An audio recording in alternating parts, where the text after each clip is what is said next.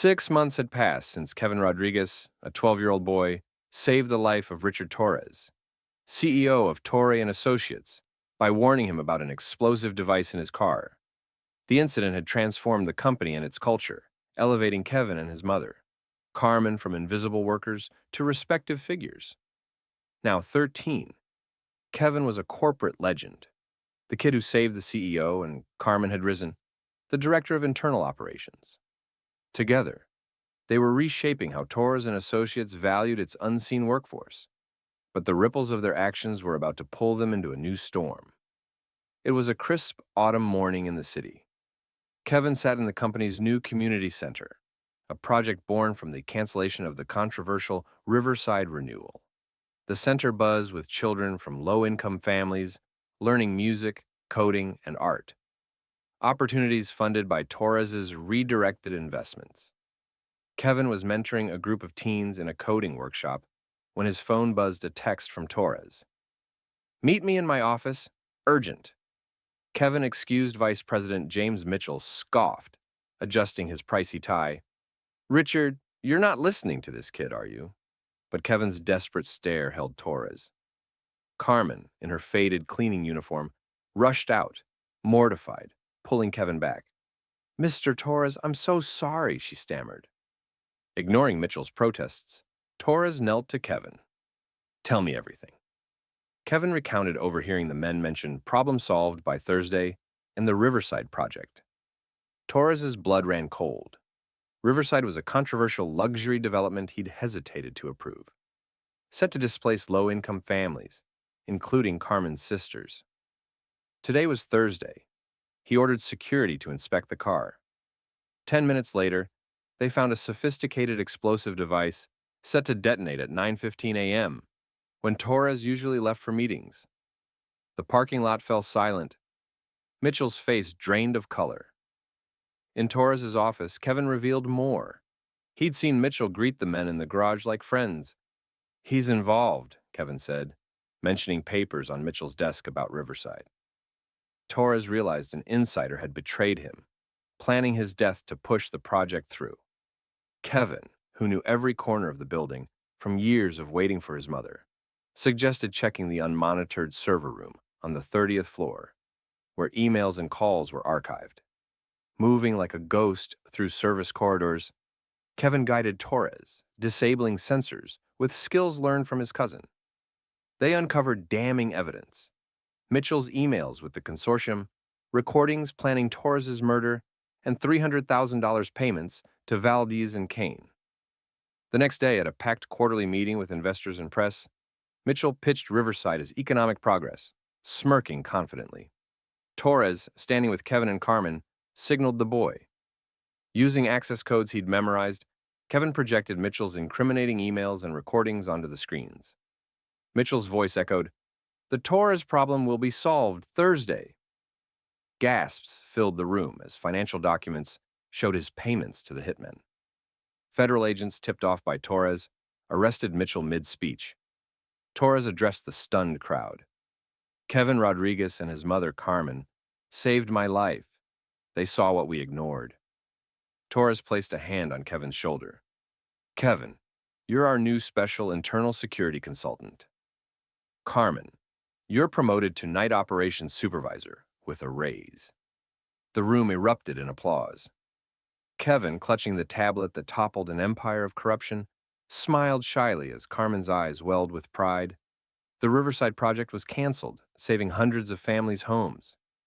Mitchell, sentenced to 25 years for attempted murder and fraud, sat in prison, obsessing over news of Torres and Associates' success. He muttered, "How did a cleaning lady's kid destroy me?" But he hadn't been destroyed by Kevin alone.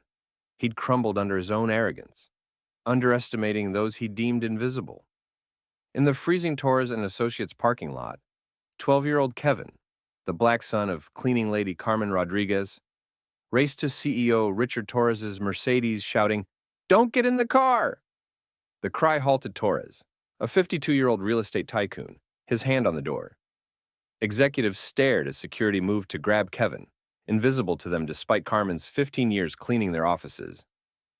"Hold him," ordered the security chief, but Kevin dodged, pleading, "Sir, something's wrong." Torres, irritated but curious, asked, "What?" Kevin, eyes teary, said, "Last night I saw two men tampering with your car.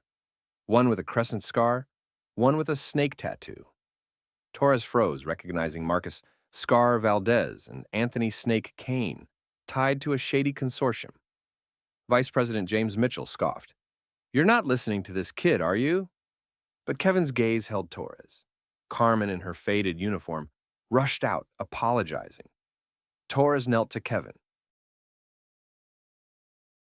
The following morning, Torres gathered all employees.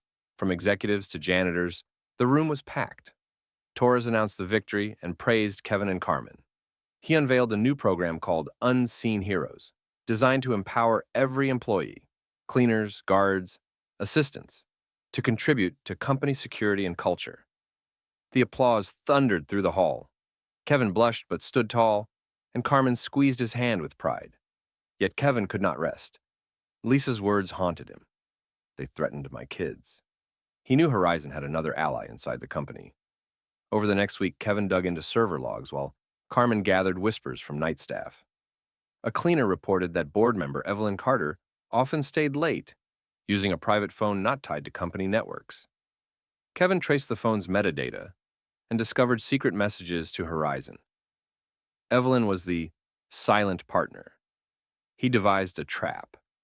Before the next board meeting, he planted a fake report in the system claiming Torres and Associates was pulling out of the Asian market. During the meeting, Evelyn excused herself. Moments later, Kevin's tablet pinged.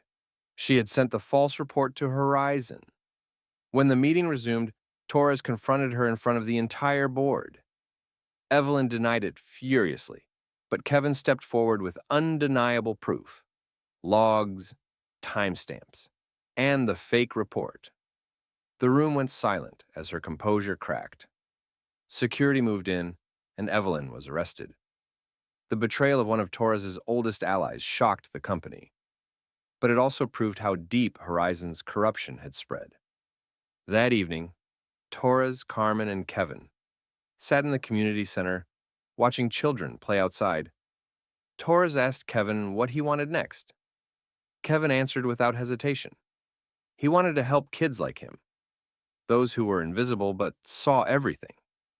He announced plans to start a foundation to train underprivileged youth in technology and leadership. Carmen smiled through tears, promising to stand by his side.